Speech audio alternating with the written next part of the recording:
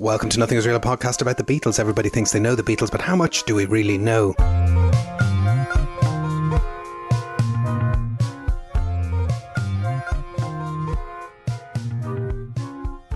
My name is Jason Carty. My name is Stephen Cockcroft. And we're live on tape from Dublin and Belfast. And this is part 3 of our look at Hey Jude. And maybe finally, Stephen, we'll actually get on to the song Hey Jude. If you've been paying attention so far, part 1, we looked at the road to Hey Jude, which was the disintegration of the relationship between John and Cynthia. In part 2, we kind of looked at how that separation played out in the press and provoked Paul into writing a song that he identified as being something a little bit special, as he played it to everybody who would listen. And now we've reached part 3, where we're going to look at the song itself. And the Beatles first bring the song into existence when they specifically do rehearsals, it's not really identified as recording. They are rehearsals for 2 nights, the 29th and 30th of July 1968 in EMI Studios, Abbey Road. And they do, I think, 25 takes across the 2 days. Is that right? That's right. And these are not recording. These are not intended to be recordings. These are just rehearsals so that George can learn his very complicated guitar part. Yes. Well, is he doing that guitar part from the start, or when does he flag that up? Pretty much from the start. So on that first day, they put about 6 what you might euphemistically call takes down, only 3 of which were complete. And from this day, it's Paul on vocals, track 1, piano, track 2, John on acoustic guitar and George on electric guitar, both on one track, track 3, and Ringo on drums. And it's worth pointing out that in EMI Abbey Road, they are working on 4-track recording systems. It's important to just keep that in the back of your mind. But they're just recording there, or they're just rehearsing there. Yes. So they record effectively 3 takes. So take 1 is 6 minutes 21, take 2 is 4 minutes 17, and take 6 is 5 minutes 25. So it was always going to be a long song. A long song. And yeah, that whole coda at the end is part of the song from the get-go. From all those spontaneous performances in pubs and things, the na-na-nas are there. And it's a question of trying to translate that across. And yeah, it's on day 1 that George is doing these guitar responses. And these pop up in Peter Jackson's Get Back, because it's part of the heated debate between Paul and George. And what George wants to do is he wants to have this responsive guitar to every vocal melody line. Pretty much. And this does become a major issue between Paul and George. And it's not an issue that I think ever gets forgotten. Yeah. It's one of those things that just keeps I'm sure they had loads of arguments, but it's one that kind of gets trotted out as, oh, here's a little story about the relationship between Paul and George. Yes, it becomes a sort of a touchstone. And you can hear the first 2 takes recorded or have been officially released. Take 1 is on the 50th anniversary box of the White Album, and take 2 is on Anthology 3. So you can get an idea of what that embryonic arrangement is. And what the problem seems to be is that, as you've mentioned before, Paul comes in with the record in his head. Mm-hmm. You know, he knows exactly what this song is going to sound like in his head. Whereas George is much more approaching it from the point of view, this is a song, it could be anything. It could go in any one of a dozen different directions, and we just need to work on it and see which, whereas Paul comes in with a much more fixed idea. And that session goes on till about 4 a.m. And the second day of rehearsal is July 30th, 1968. And it appears to be after the first take on that second day that Paul discusses this contribution. So just to describe it, in case I haven't described it well, the thing is Paul sings the line, Hey Jude, and then George goes, meow, meow, don't make it bad. And George goes, meow, meow, meow, on his guitar. And that's what Paul doesn't want. So Paul kind of steps in and says, let's not do that. Yeah, it's like having George in the room. Well, I do postulate that years later he does the exact same thing on Real Love, Yes. All the little girls and boys playing with their little toys, like it's that same idea. And so Paul, in many years from now, says, I remember sitting down and showing George the song, and George did the natural thing for a guitar player to do, which is to answer every line of vocal. And it was like, no, George. And he was pretty offended. And looking back, I think, oh, shit, of course you'd be offended. You're blowing the guy out. I said, no. You come in on the second chorus, maybe. It's going to be a big build, this. And, he's another quote, he says, it was a bit of a number for me to have to dare to tell George Harrison, who's one of the greats, not to play. It was like an insult. But that's how we did a lot of our stuff. Yeah, seems reasonable. We have an eyewitness that isn't Jeff Emerick. Okay. So he's more credible, I think. Ron Richards, who worked at Parlophone and then later at Air Studios, said Paul was oblivious to anyone else's feelings in the studio. He was driven to making the best possible record at almost any cost. But we also have another eyewitness in the studio, which is literal cameras. And because George essentially goes off into the control booth, and the cameras are there for this documentary called Music, because it's got an exclamation mark, so I'm going to call it Music. Very good. Thank you very much. What is music? Music. What is the movie, not the general concept. What is music? This is a documentary about. I'm going to check my notes here. Music. And it's a film crew from the National Music Council of Great Britain. They're there just to record or to film the Beatles working on a song. And this eventually ends up, I think, it gets a theatrical release, and you can go and see it in late 1969. It's the trailer to The Producers by Mel Brooks. And they're supposed to be working very unobtrusively, just in the background, sort of fly on the wall style documentary. But Ken Scott says, of course they got in everybody's way. Everybody's getting uptight about it. They didn't like it.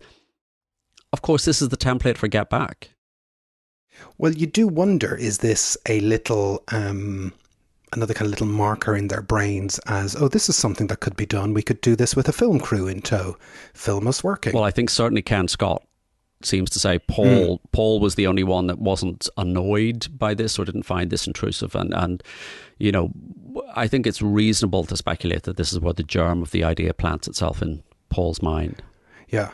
I think that's possibly true, and you can see this footage if you haven't seen it already. It is available on YouTube, and it also has this kind of odd footage of kind of these kind of telex machines typing out all the Beatles credits and information from all around the world, if you're an early computer nerd like myself as well. But the other thing it captures is, as I said, George Harrison is kind of sitting up in the box leaning into George Martin as this song is coming together, and he's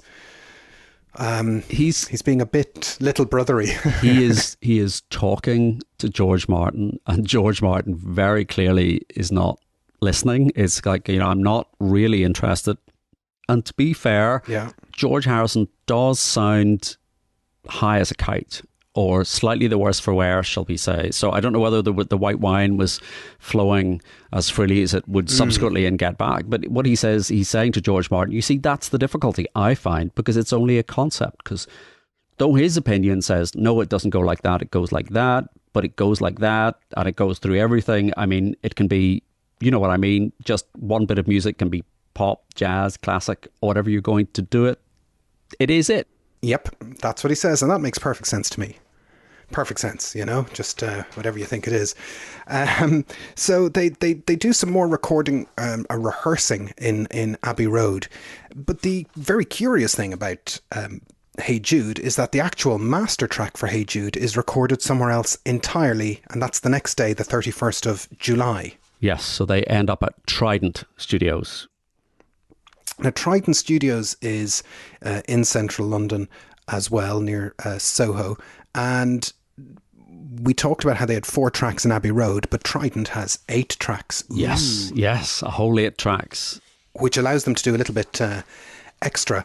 And so the lineup with on the basic tracks is McCartney on piano and lead vocal, Lennon on acoustic guitar, Harrison on electric guitar, Ringo Starr on drums.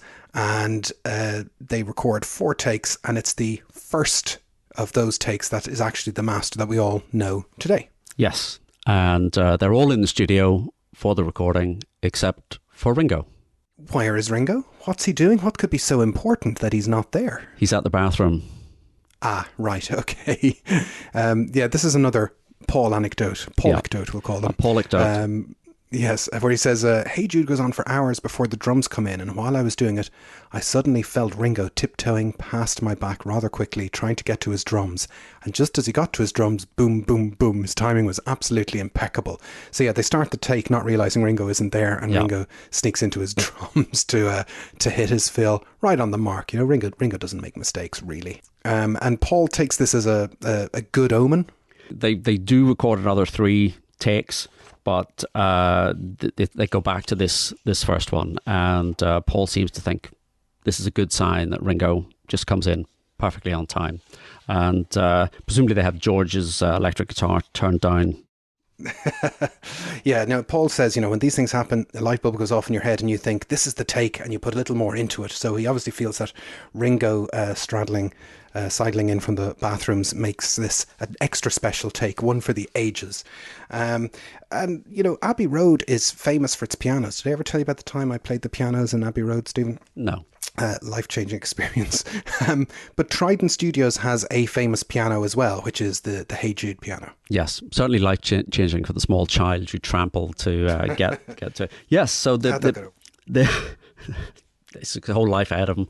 This is the same piano that Rick Wakeman plays on Life on Mars, and Freddie Mercury plays Bohemian Rhapsody, Elton John plays on Leave On. So it's a good piano. It's a pretty good piano. It's a Bechstein piano. Is that some kind of Italian sauce? No, I'm just saying that because I have a Bechstein piano, clang, which is a very nice piano, I have to admit. So this piano sounds. It's funny that it is the same piano. They get a kind of a different McCartney kind of sound out of it. And the overdubs also happen at Trident as well. So they're doing, McCartney puts a proper lead vocal on, a bass guitar on, the 3, Lennon, McCartney and Harrison, do backing vocals, stars tambourine. I think we undervalue how important the tambourine is in Hey Jude. It's like a lead tambourine. Goes over that. But there's also the orchestral recording. Yes, so they have a 36-piece orchestra, which has been arranged and scored by George Martin. And George had already set, obviously, all of this up while they're back rehearsing those few days ago on Abbey Road. He's scored it, and he's arranged for this is going to be the day for the orchestral overdubs. And this doesn't go particularly well. Some of these orchestral guys, these classical players, are a little bit sniffy about appearing on a Beatles records. And Paul just takes that in his stride, or does he? There's this story from Norman Sheffield, which I take with a pinch of salt. Yeah, so he says, they were really looking down their noses, and he said McCartney ensured their cooperation by demanding, "Do you guys want to get fucking paid or not?" They're getting paid anyway by turning up. I don't think that's going to necessarily get them going. Yeah. So then he also says during the first few takes, Paul was unhappy about the lack of energy and passion in the orchestra's performance. So he stood up on the grand piano. I'm sure that went down well with the... And started conducting the musicians from there. Of course he did. He can do whatever he wants. And the Beatles then ask the orchestra if they'll clap their hands and sing along to the na-na-nas, and all but one comply, but they get a double fee for doing so, because essentially they're playing 2 parts. And there's an apocryphal, potentially, story of one abstainer saying, "I'm not going to clap my hands and sing Paul McCartney's bloody song." Although maybe George said that. No, he didn't. I'm joking. And there's other people on there. Chris O'Dell, Jackie Lomax, other people are in the room. Yes, and so basically it just seems to be Mal Evans we know is there, because the guys that run Trident say, no, I don't know if this is true, but they say Mal Evans brought some marijuana plants into the studio to create the nice atmosphere. And I think that seems to me to be unlikely, that you would be walking through the streets of Soho in the rain with carrying, several pot plants, as it were, under each arm. But also, they didn't have such, I wouldn't say luxury, but they didn't have such behaviour in Abbey Road. I mean, they're famous for, if anything, hiding their drug use when they're working in the studios. Perhaps Trident was just a cooler place to be. Certainly seems cool. I mean, as you say, became one of Bowie's main hangouts pretty soon after. It's a very nondescript building from the outside. I've walked past it too. It's like an office door into some offices, and you'd almost miss it. Yeah, it's got a little plaque now, but you just walk past. You don't even know it's there. So anyway, they have a mass chorus on this with people there. And should we talk about the swearing? Are you trying to tell me there is swearing in Hey Jude, this lovely song? This lovely ballad that's addressed to everybody. If you look at the song's final bridge section, about just before the 3-minute mark, about 2:58, there's a spoken phrase that somebody in the background goes, "Fucking hell." Yes. And it's one of those things like the edit in Strawberry Fields. Once you hear it, you can't unhear it. But they tried to mix it low in the mix, but you can still hear it. So it's Paul. He misses a cue and goes, "Whoa, fucking hell!" Isn't that right? Well, this is like the as in A Day in the Life, where even I will disagree with Giles Martin and still maybe go to bat thinking it's Paul. Is it Paul? Could it be John who says it? Because there's a story that Lennon, put on a pair of headphones to do the harmony vocals. They were too loud, and he pulled them off and said, "Oh, fucking hell!" And it's John Lennon or John Perry. Or you're right, it could be John. Who's John Perry? It could be John. It could be John Perry. I think it probably is John Perry. It has the ring of truth that it was John Perry because he was there. Well, here's where I say, Stephen, who he? Who Perry? John Perry. He's the lead singer with Journey. No, that's somebody else. No, Steve Perry. Sorry. John Perry. He was in Grapefruit. If you know that band, Grapefruit. So Grapefruit. So Grapefruit were a pre-Apple label band in the Apple universe who signed to Apple Publishing, is what I know about Grapefruit. Essentially, that's right. They were discovered supposedly by a man from the motor trade, Terry Doran. Who's in Grapefruit? Because they signed to Apple Publishing, but it's one of these things that's all overlapping, isn't it? They do. So there's a bass guitarist, George Alexander, who was originally Alexander Young. He was the older brother of the Easy Beats guitarist George Young, and also brother to Malcolm and Angus Young. And you remember the Easy Beats? The Easy Beats, who were Joe Orton's eye candy in our Unmade Beatles Films episodes, that he thought they were the entertainment for the night, when it turns out they were the other type of entertainment for the night. Exactly. They were the entertainment of the night. Yes, exactly. So they come into the orbit of Terry Doran, and out of this a new group is formed, and they're named Grapefruit by John Lennon, named after Yoko's book. And this is at the start of 68, so it's long before it's John and Yoko, but Yoko, it's one of the first things that Yoko kind of influences, because the band are kind of introduced in January 1968 with a big press palaver, and they're called Grapefruit, and they're named after Yoko Ono's book by John Lennon. So Yoko is in the orbit. Exactly. Long before May. Exactly. So there's a big media launch in January 68, so you've got John there, Paul, Ringo, Brian Jones, Donovan. All the superstars and Cilla Black are at the press launch and are all photographed, and there's some very funny photographs from that day. But there is a single, Dear Delilah, which got to number 21, and then John and Paul actually in January 1968 take the band in to record the follow-up called Lullaby. It was originally called Circus Sergeant Pepper. This is just before they go to India. So John and Paul off in India, RCA, who are the record label, looking for the next single. It's not released. So it all kind of comes tumbling down at that point. And RCA drop the band.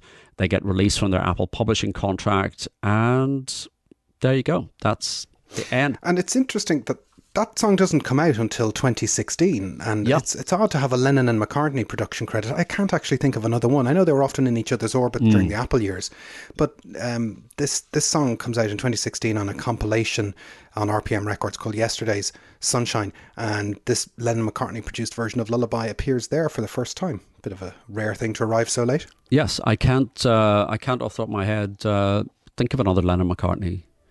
No, neither can I. Production, but But John Perry, he of Grapefruit, claims he was hanging around Trident. Yes. And he says, and I'm going to quote here, "It was here." Okay. It was here I watched the boys in action. It seemed that the piano and drums had previously been recorded, as had the lead vocal. I'm pretty sure, including the screaming ad-libs on the end. So I witnessed John and George tracking on those lead guitar bits in the control room. It's famous for its lead guitar part. Watched Paul add his bass line in the large downstairs room, which was phenomenal. I'd always been a great admirer of Paul's bass lines. They were almost songs in themselves, having a melody and a groove that really fit whatever song he was working on.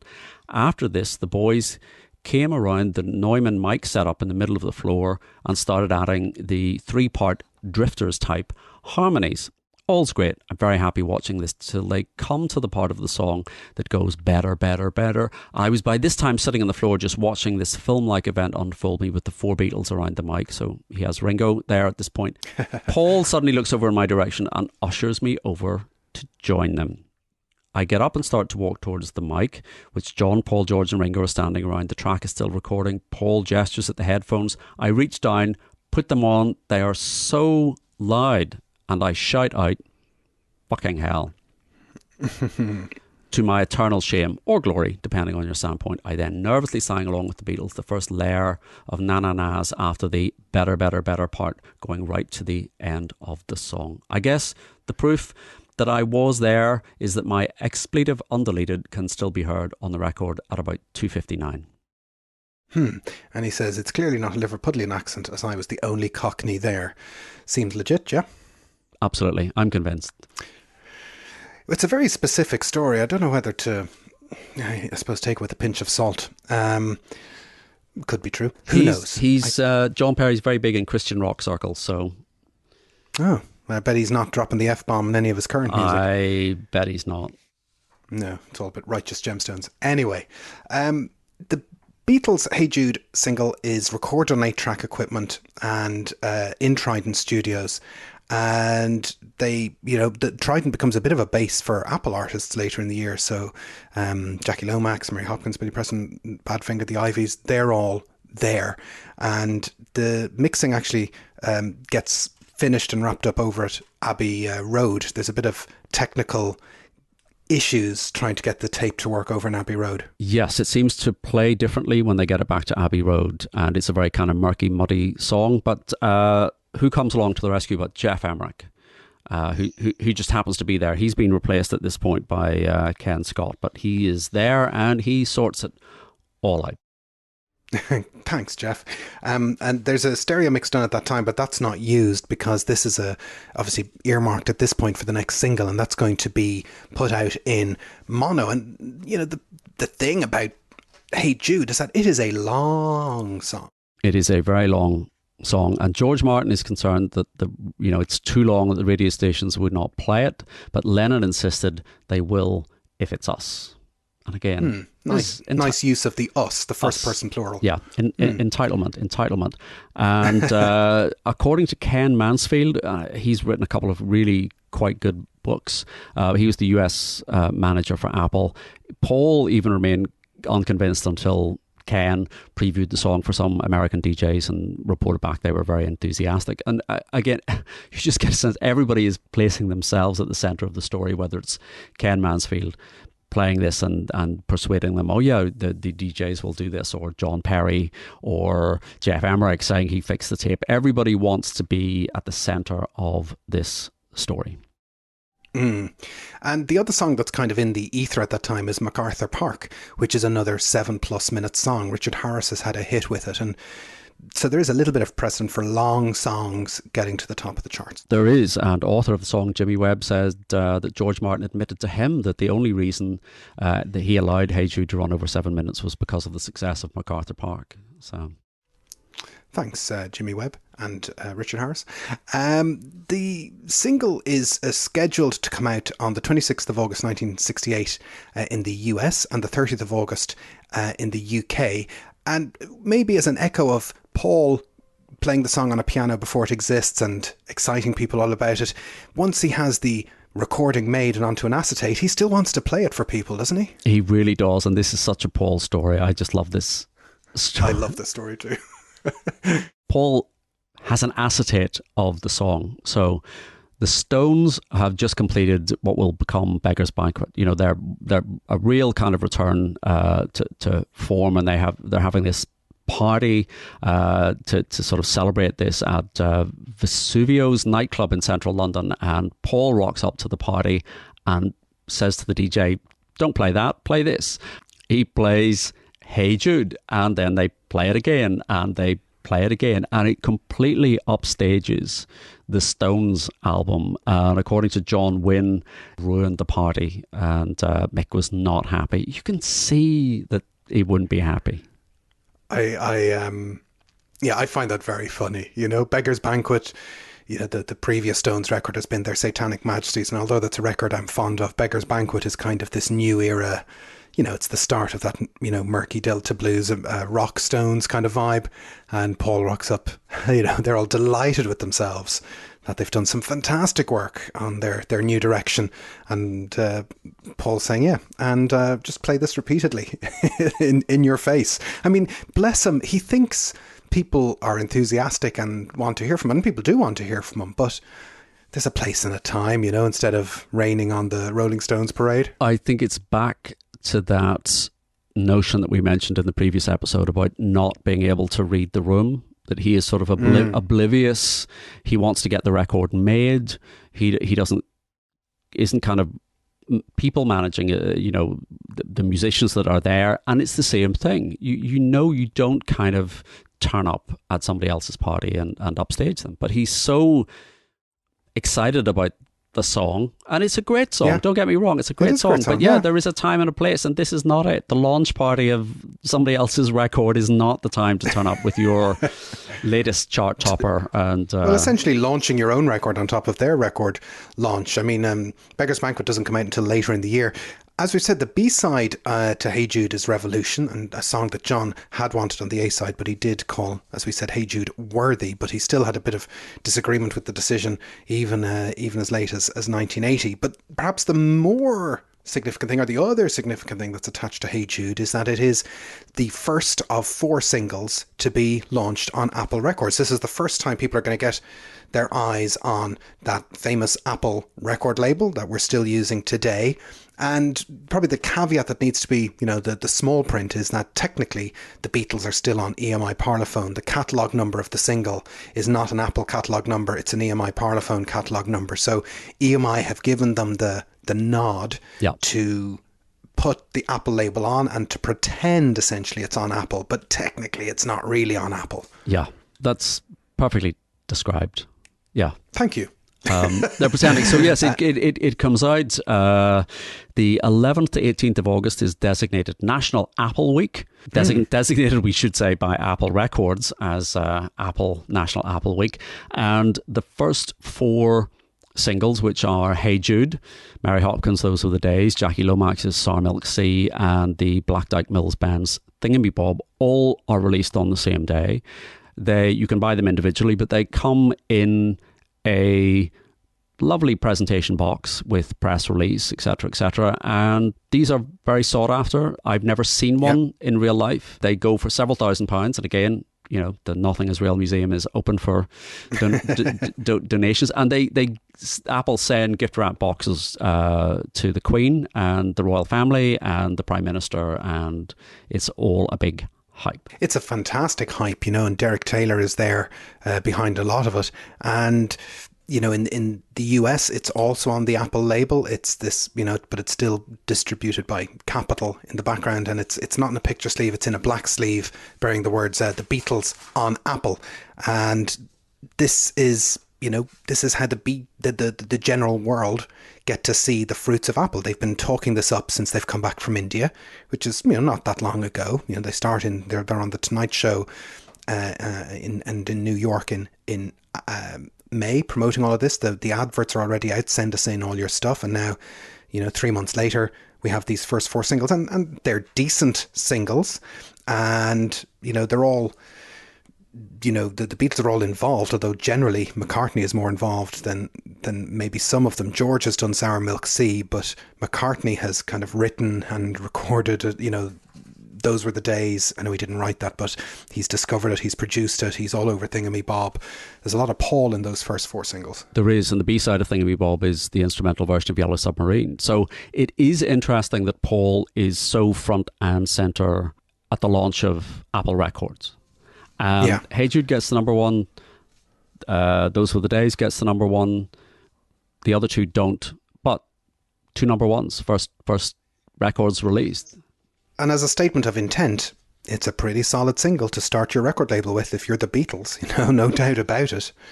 And it's a pretty diverse selection of, yes, there could have been no expectation that Thingamy-Bob was going to go racing up the charts.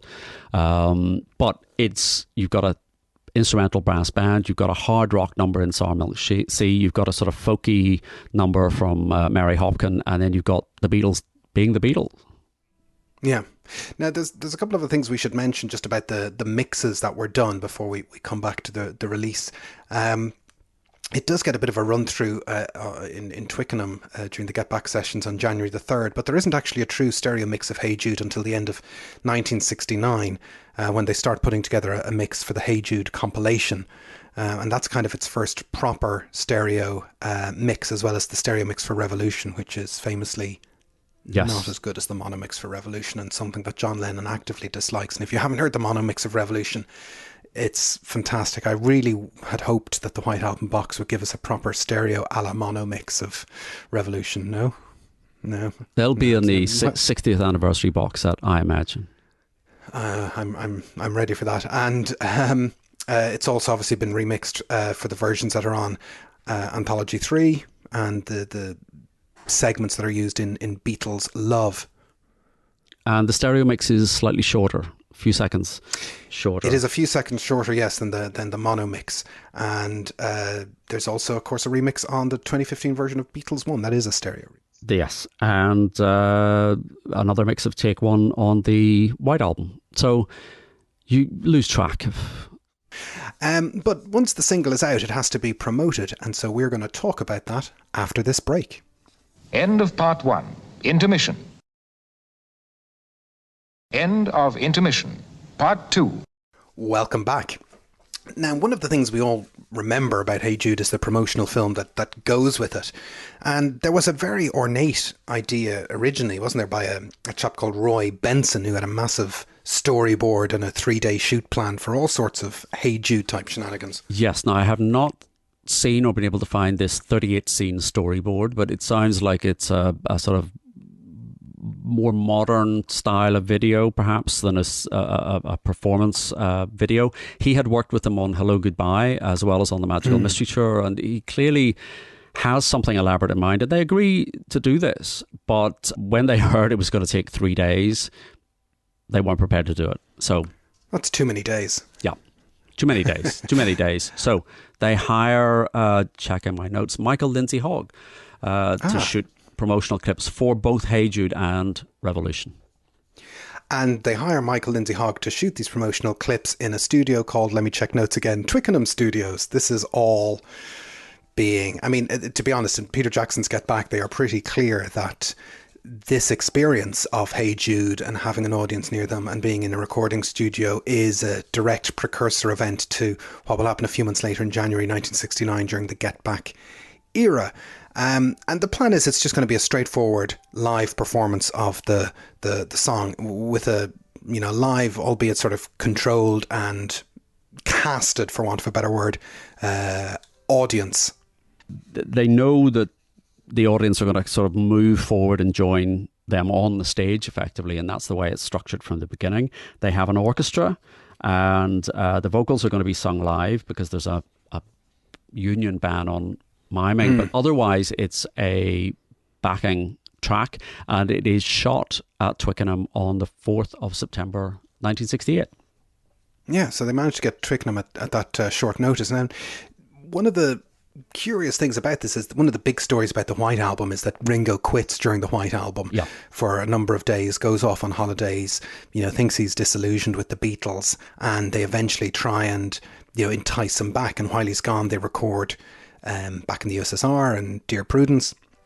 But what maybe people aren't quite aware of is that it's actually the Hey Jude clip is Ringo's first appearance with the band. Like, that's when he rejoins the band. It's not in Abbey Road. It's actually this clip. Yes, so he has sort of arrives back from holiday the day before, and then they go straight into recording this clip. So it's sort of an elaborate stage that they've constructed with Ringo at the highest level, and then John and George playing a 6-string bass for the purposes of this clip. Now, I say playing, this is miming. Only the no live instruments are actually heard, but all the mics are live.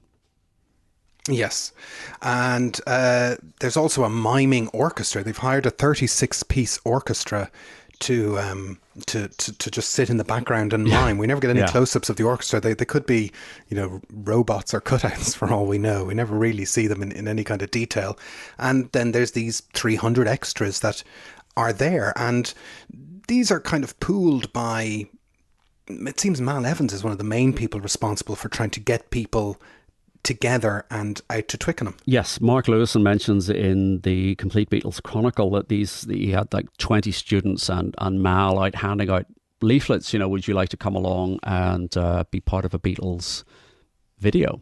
I suppose they wouldn't have said video, but promotional film at that time. And we do have an eyewitness account from Margaret Morrell.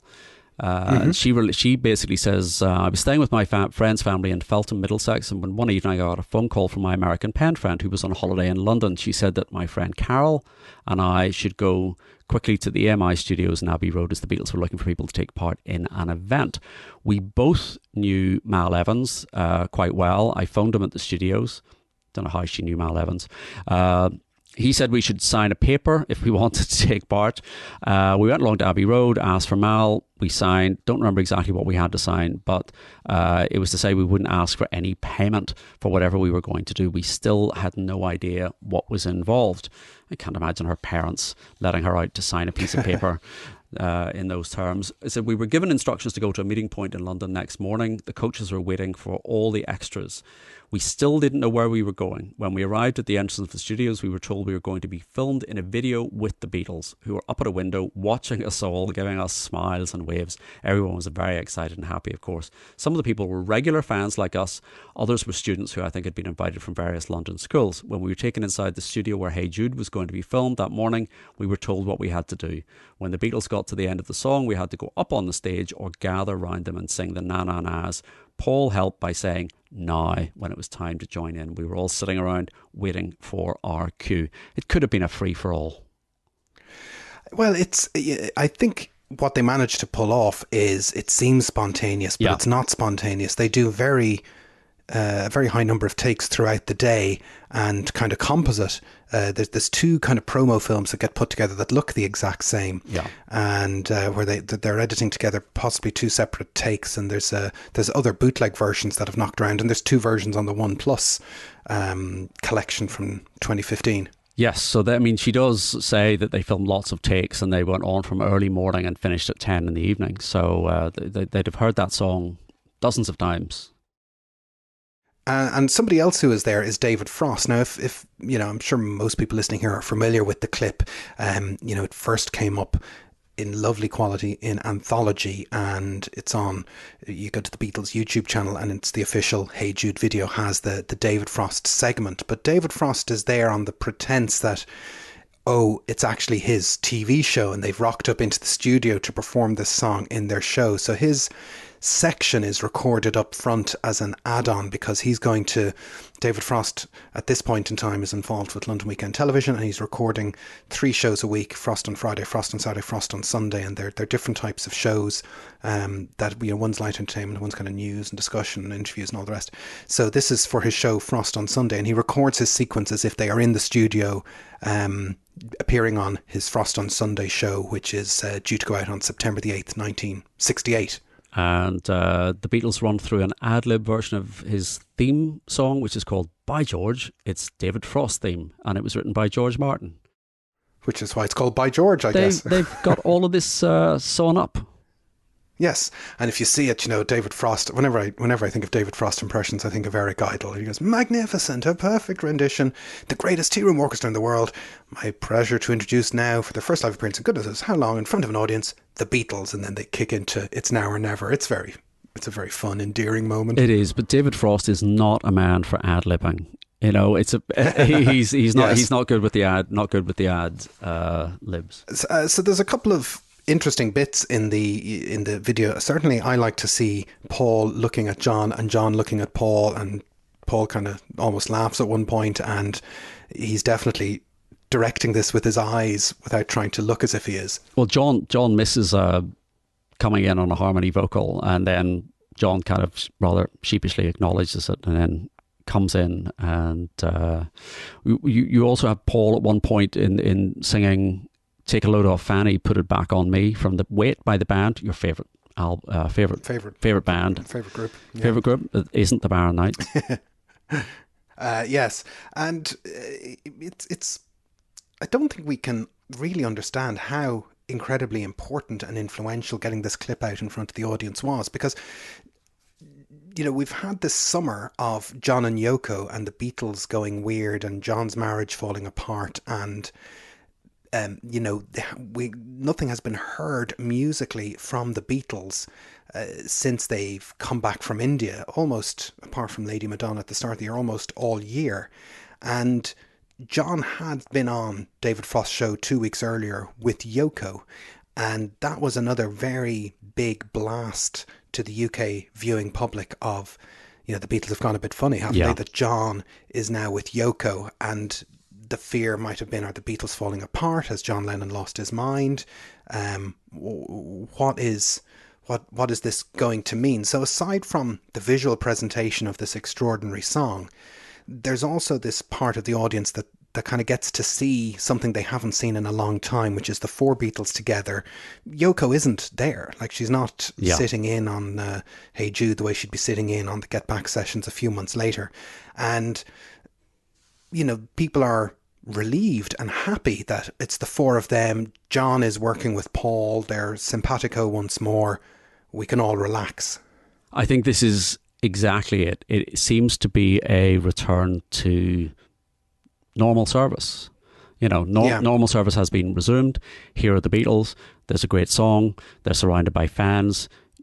They're just doing what the Beatles do. And it's a great song. And as you say, Yoko isn't there. So Yoko will have been dominating the headlines. The John and Yoko story will have been dominating the headlines in the preceding two or three months.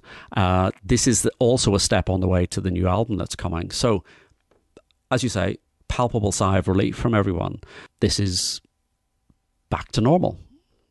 Yes, and the other thing that people have seen in the preceding month or so is that the Yellow Submarine film has hit the cinemas as well. Yeah. So they've seen that little clip of the Beatles at the end, even though that's recorded much earlier in the year, in February 1968. But people are being able to be reassured after 6 months of quite a roller coaster ride and weirdness that maybe they can, it's all going to be okay, actually. Everything's going to be fine. And that chimes with the mood of the song itself. Yes. That comfort and that reassurance.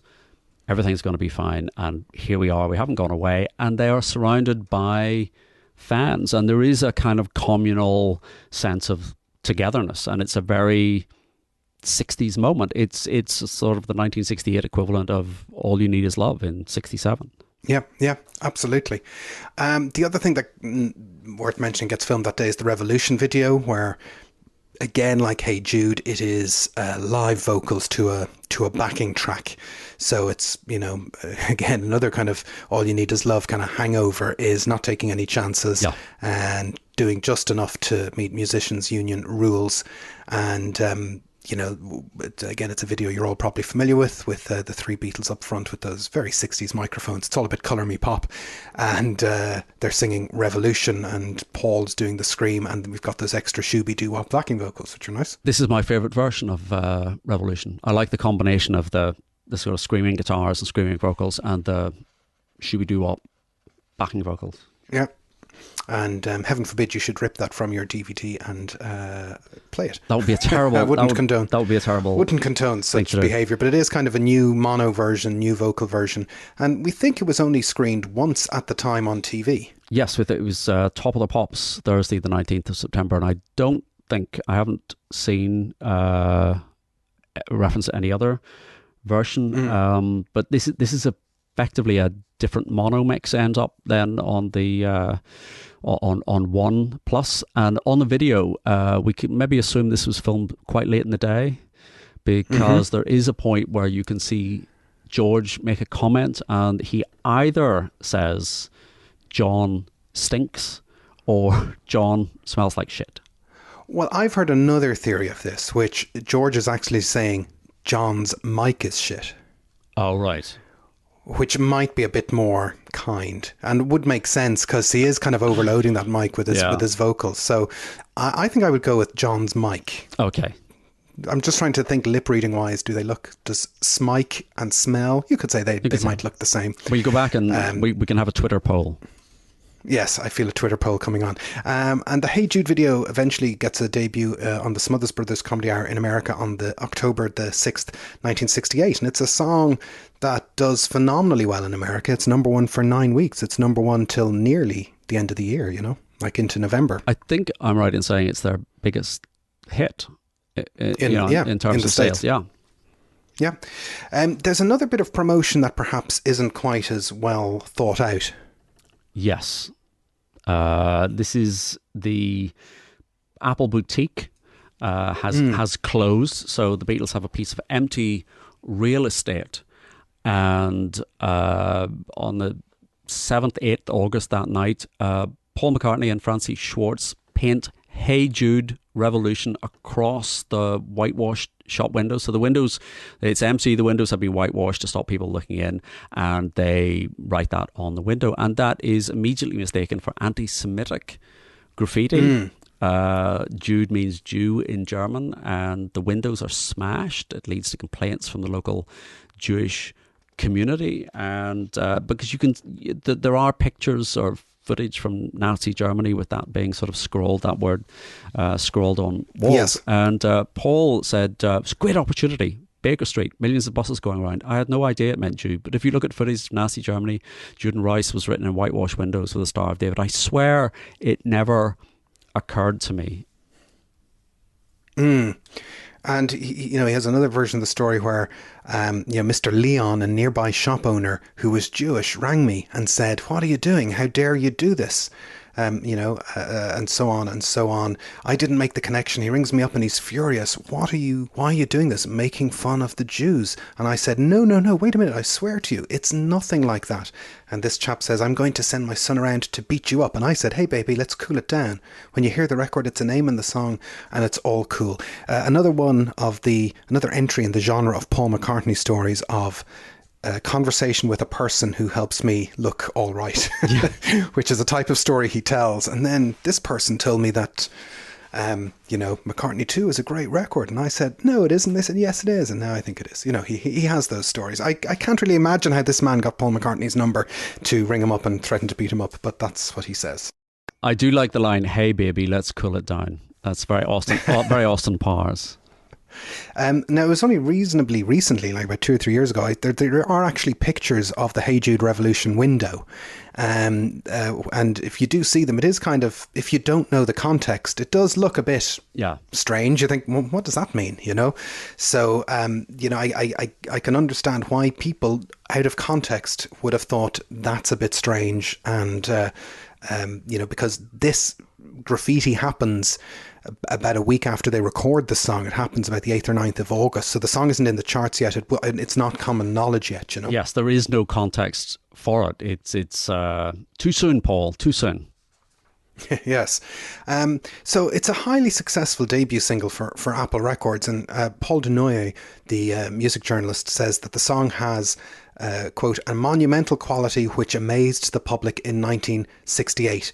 And sort of, points out that, the release silences any of the detractors that the Beatles would have had in the British mainstream press, who'd been criticising the band pretty solidly since 1967. Magical Mystery Tour, famously, at the end of 67, is their first, take it with a pinch of salt, failure, and they are criticised for it, and people pile on, and then they're seen to, go to Rishikesh and be a bit weird. And Lady Madonna, great song, but a bit underwhelming. It doesn't really, add anything to the form, and it doesn't get to number one in America. That song peaks at number 4. So for Hey Jude to sort of land at the end of August into September, with this kind of massive sound, massive video, new record label, we don't really, at the time you wouldn't have thought actually this is the beginning of the end. You would have thought, oh, this is the beginning of the beginning. Here we go. Is this the beginning of 70s Beatles, Yes, this does come across, without the benefit of hindsight, this looks like a new beginning. Yeah. And hugely successful. It's a massive success in the States, and it spends 19 weeks on the Billboard charts and gets to number 1 on the 28th of September. And as we said, it stays there for 9 weeks, with Those Were the Days at number 2, which is a pretty solid Apple debut in the US. And so it only leaves the number 1 spot in the US just as the White Album is coming out, So sometimes we kind of think of Hey Jude as a little bit apart from the White Album, but they're happening at the same time, essentially. Yeah. And supposedly this was the longest run at number 1 for a single in the US till 1977. I'm trying to think off the top of my head what would have come in 1977. Would that be something by... I'm going to guess a Bee Gees thing, yeah. Thing, but I can't say for certain. But that's where my money would go. But by November 1968, it had sold 6 million copies worldwide. You think you couldn't sell 6 million copies of anything these days? No. And it gets nominated for the Grammys, but doesn't win any for the 1969 Grammys. And it's Best Single of the Year in the NME Readers Poll. And in 2001, it's inducted into the National Academy of Recording Arts and Sciences Grammy Hall of Fame, and is one of Rock and Roll Hall of Fame's 500 songs that shaped rock and roll, which kind of leads back to my original point way back at the first episode. So this is the basis of anthemic rock. The song I think about that comes a few months later is in the Rock and Roll Circus is You Can't Always Get What You Want, which is kind of the Rolling Stones' I think slight attempt at an anthemic kind of song that goes on too long that you can kind of draw an audience in with. Are you saying that the Rolling Stones copied the Beatles, that they started with an acoustic intro and then built to a massive crescendo with a choir of backing? I mean, that's not a terrible thing. Slanderous. Terrible thing to say. Terrible thing to say. Well, what I do think Hey Jude does is I do think it does inspire the Beatles. I think the DNA of Hey Jude follows through into Let It Be and The Long and Winding Road, as these kind of... Paul's at a piano and he's singing something to make everybody feel reflective and okay. Yeah, I think Hey Jude does that much better than Let It Be and The Long and Winding Road. Yeah, I think so. And Paul thinks so too. Good. Well, listen, if we talk about Paul and this song, there is a never-ending litany of live Paul McCartney versions, and he doesn't introduce it into his set in the 70s at all, but when he does the big Post Flowers in the Dirt tour in 1989, where he's finally being the live legacy of the Beatles type Paul that we know today, Hey Jude is there, and it's pretty much been there at every gig since. Yeah, I think it is interesting that, the Wings Over America, he's reintroducing a few Beatles songs, but not this one. And I think it is so inextricably linked with the Beatles. Yesterday is a solo performance. He can do that. Long and Winding Road, Lady Madonna, I've Just Seen a Face. But Hey Jude is so quintessentially sort of late phase Beatles song that, as you say, it's when he finally comes to terms with his role as the custodian of the legacy. I remember seeing it in 1989, and it was really quite something when you suddenly realise that's what it's going to be. And when you saw him, did he do the mock piano intro like on Tripping the Life Fantastic? He does If I Were Not upon the stage when he sits at the piano and everyone, and then he trips into Hey Jude? I have no memory of that, but that may have been because I have blanked that from my memory because it was so terrible. Understandable.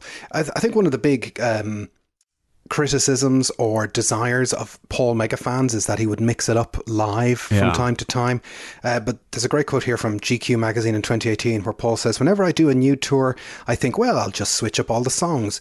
But then I go, I've got to do Hey Jude because it's so much fun and it's great." Handing that over to the audience, the greatest thing is you feel this sense of community, and in these times when it's a little dark and people are sort of separated by politics and stuff, it's fantastic to just see them all come together singing the end of Hey Jude.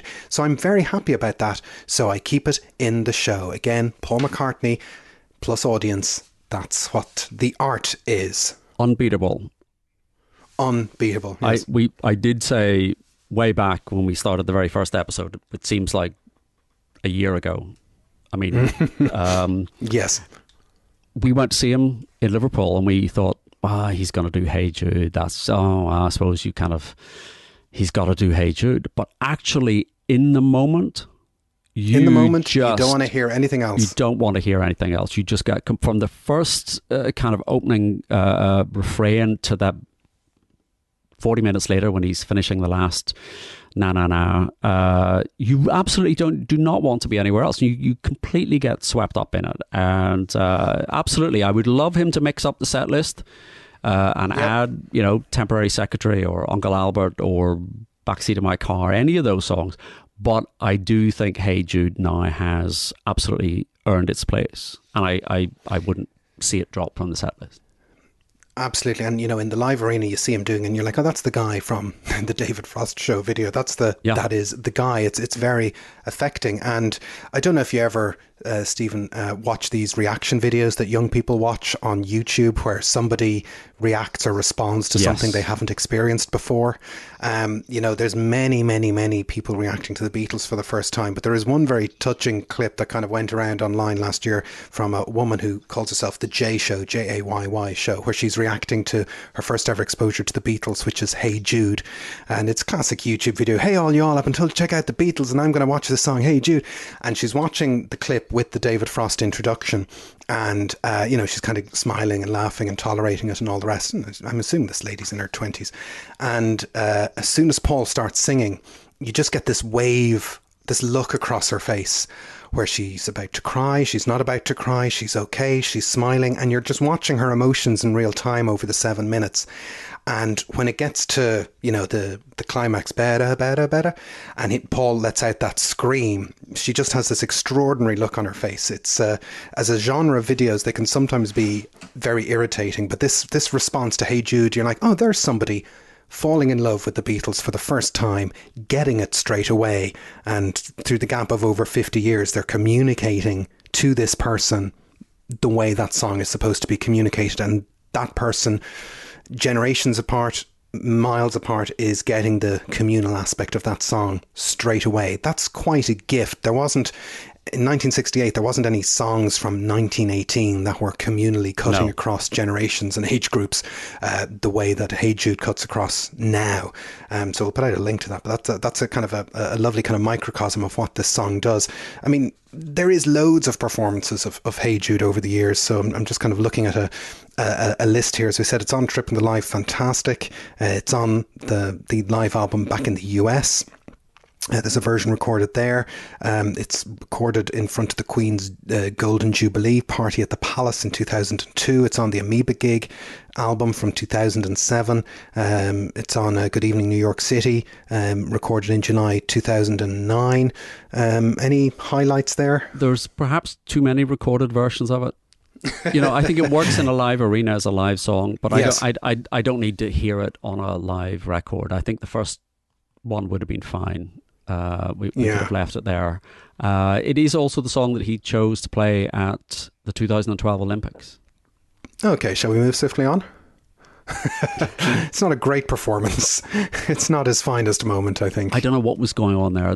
He was doing that thing much like the original film. He's playing to a tape. Yeah. But his voice is on the tape. But his voice is also live, and he kind of comes in early, I think, and then everybody is kind of out of sync for the first 30 seconds. It's a very, I remember watching it, and it was, he doesn't have much luck with those big live, I'm thinking Live Aid and the Olympics, It's the original lyrics are actually, well, the Paul McCartney, by the time this episode goes out, the British Library exhibition of Paul McCartney's lyrics is over, but it was on display in the British Library.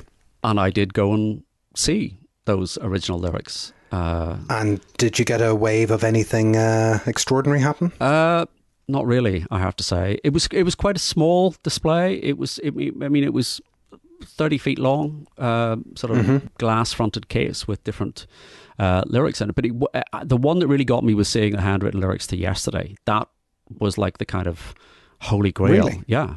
But that was just a couple of weeks ago, and I met up with a friend of the show, Dan Rebelato, and we went to the British Library. And but it was quite odd to be looking at. You think the way I was looking at it was not so much Paul McCartney has written this, but it was sort of this is like a manuscript that was in the room when they recorded it. It was more to do with the fact Yes. that it had maybe picked up some of the vibrations that were in the room, as much as the fact that it was in Paul's handwriting, And it's weird because if you rewind back to 2002, the original handwritten lyrics were nearly auctioned off at Christie's in London, that there was a sheet of notepaper with the lyrics listed as a guide price of £80,000 scheduled for auction in April 2002. And McCartney steps in with his legal friends to say, I own this. This doesn't belong to this person who's trying to sell it. And it goes in McCartney's favour, doesn't it? Yes. So he went to court, and the court said, no, you can't sell this. Paul seems to be saying, this was in my house and it went astray. Whereas what seems to have happened with a lot of these things is they record the song, they scrunch the lyrics up, and they throw it in a bin.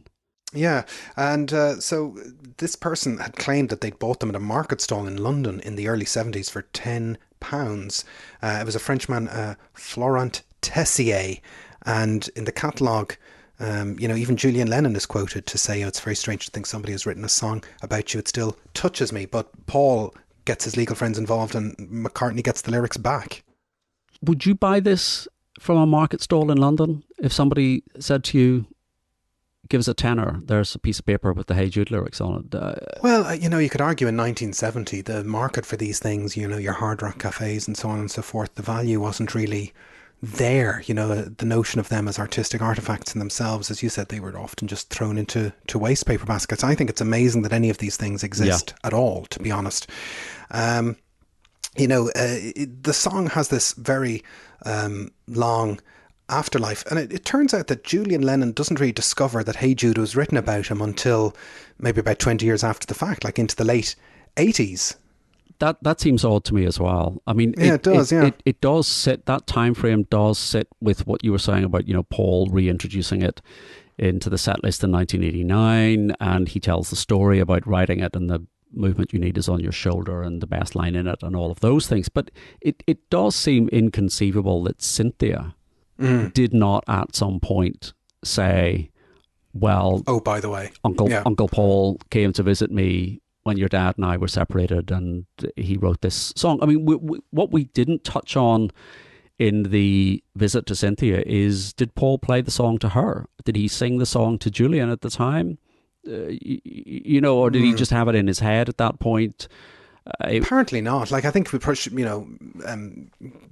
Cynthia, rest her soul, has written plenty of books. I think she would have said he rocked up with a red rose and he had written this song for me. That's never been part of the story. But it is strange, is it not, that Paul is saying, this was a song of consolation for Julian, and then he gets there and doesn't impart the song. But anyway, Julian did not fare well in his father's will, and did not have many bits of memorabilia. So he spent a lot of time in the late 80s, early 90s buying up bits and pieces, and he paid £25,000 for recording notes to Hey Jude, and this is part of a general sort of collecting of his father's possessions. Yes. And something that's also worth noting is, it's a song that's been often covered, certainly contemporaneously at the time. Wilson Pickett had probably the most successful or notable cover in 1968, which reached number 23 in the US. And that is a good cover. That is a good cover, although it's primarily, I like that cover for the guitar part, which is Duane Allman. So, and that actually landed, that's something that Eric Clapton picked up on, wasn't it? Isn't that the gateway that gets Clapton to Allman? Yes, more or less. He said, to this day, I've never heard a better rock guitar playing on an R&B record than that. And Elvis covered it, of course. Oh yes, that's right, of course. And that's one of the few Beatles songs that Elvis does a proper cover of. We have been on a very long odyssey and journey with this song. What does it all mean? What's it all about?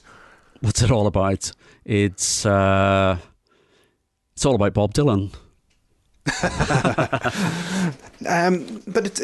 I guess the thing is that what is curious about the song is, some of the things we're trying to talk about today, or what we're trying to do through these episodes, is to try and put it into context of how it came out in the middle of the Beatles' career and journey.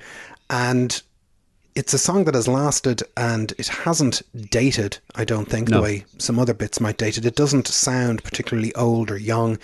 And if you're trying to put it into that place and time, like the contemporary reviews were very positive at the time. So I've some of them here. Derek Johnson of The NME says, it's the intriguing features of this song are its extreme length and its 40-piece orchestral accompaniment. He says, I would have preferred it without either, but overall, it is a beautiful, compelling song. And the song itself is absolutely sensational, although he's not really sure about the outgoing coda. And Chris Welch of The Melody Maker says, he's come to admire Hey Jude for its slow, heavy, piano-ridden beats, soulful vocals, thumpy drums. It lands very well at the time. It is one of my favourite comments is by Paul Williams in Rock and Roll 100 Best Singles. He said, it kicks ass like Van Gogh or Beethoven in their prime. It is, let's say, one of the wonders of this corner of creation. It opens out like the sky at night, or the idea of the existence of God. The Rolling Stone magazine, I think there's a little summary, and I think this probably is my favourite take on this song, and they say it's one of the very few Beatles songs about a conversation between men, and like She Loves You, it's a conversation where one friend is urging the other to do the right thing by a woman. Neither Paul nor John really cared what men had to say about anything. That was one of their deepest spiritual connections, a classic statement of fabulously bitchy Beatle arrogance, yet the word us really jumps out of that line. Hey Jude is the sound of the lads working hard to capture that feeling of us after it stopped coming easy. Yeah, and there's another piece from Rolling Stone says that, it's a message from McCartney to Lennon to end negative relationships with women, to break the old pattern, to really go through with love. And this writer, Catherine Manfredi in Rolling Stone, says it's the duality of the song's eponymous protagonist as a representation of the good in St. Jude, the patron saint of that which is called impossible, and of evil, Judas Iscariot. I think maybe we're getting a little bit too deep into things there. But it goes on and on. Robert Christgau, 1971, one of McCartney's truest and most forthright love songs. And he kind of puts it up against something like I Will, which he calls a piece of fluff by comparison. And I also like the fact that in 1975, Roy Carr, Tony Tyler in an illustrated record say that Hey Jude promised great things for the Apple business. Yes. And described the song as the last great Beatles single recorded specifically for the 45s market. That the epic proportions of the piece, encouraged many imitators, yet these imitators did not capture the gentleness and sympathy, and I would say empathy, of the Beatles' communal feel in the single itself. So overall, a great song. Maybe the last word should go to Peter Doggett, who describes Hey Jude as a song that glowed with optimism after a summer that had burned with anxiety and rage within the group and in the troubled world beyond. A single release that coincided with the violent subjugation of the Vietnam War protesters at the DNC in Chicago and condemnation of the West of the Soviet-led invasion of Czechoslovakia in its crushing attempts to introduce democratic reforms there. In this climate, Lennon's espousal of a pacifist agenda over violent confrontation and revolution drew heavy criticism from New Left activists. By contrast with its more universal message, Hey Jude was adopted by an anthem by Czech citizens in their struggle. So once again, that puts it back in context. But, 50 plus years later, well, it's just a song for all of us. I think you can put your own interpretation on it, and it means all things to all men. It is Paul's gift of being able to take what was obviously a very personal song, but yet create a kind of universality and tap into that. Take a sad song and make it better indeed. It's a song that we really want to send you all back to. We always like it when these episodes send people back to the original music, because that's what it's all about. And sometimes some of these songs can be over familiar, but Hey Jude still delivers, and it really stands out as this beginning of the last chapter of the Beatles, of them kind of graduating into proper fully formed adulthood, I would say. Yeah, I think it did seem to signal a new beginning. It probably is their greatest late period song, and it's difficult not to view everything that comes after as a sort of elegy. There's an elegiac quality to the second side of Abbey Road. It's close to the end, and the end becomes inevitable. Nothing is inevitable at this point, and this does seem to be a new beginning. Yeah, it does sort of capture a theme in their music that happens throughout the next 18 months of them kind of bringing it to an end, which is this, it's almost like a nostalgia for things that haven't happened, or for things that you can't recapture again, but, facing the future head on. It's a great track, and we want you all to go back and listen to it and watch the videos and dig out all the different versions and all of Paul's live versions over the years. I feel we could probably do a playlist with about 70 different Hey Judes on it, if that wasn't a form of madness to listen to that back to back. I'll leave that to you. Thank you very much. But what do you think, everybody? We're available in all the usual places. At BeatlesPod on Twitter, the Nothing Is Real Facebook group with over 6,000 people talking Beatles in there. All of it going through our website, www.nothingisrealpod.com. And through that website, you can learn about Acast Plus, where we've got bonus supporter episodes going back over the last 12 months, including bonus episodes to go with this very... how many parts do we do? 17 parts on Hey Jude that you can tune into for that time. But for now, thank you for joining us on the Hey Jude Odyssey. I'm Jason Carty. I'm Stephen Cockcroft. And this has been Nothing Is Real. Thank you for listening.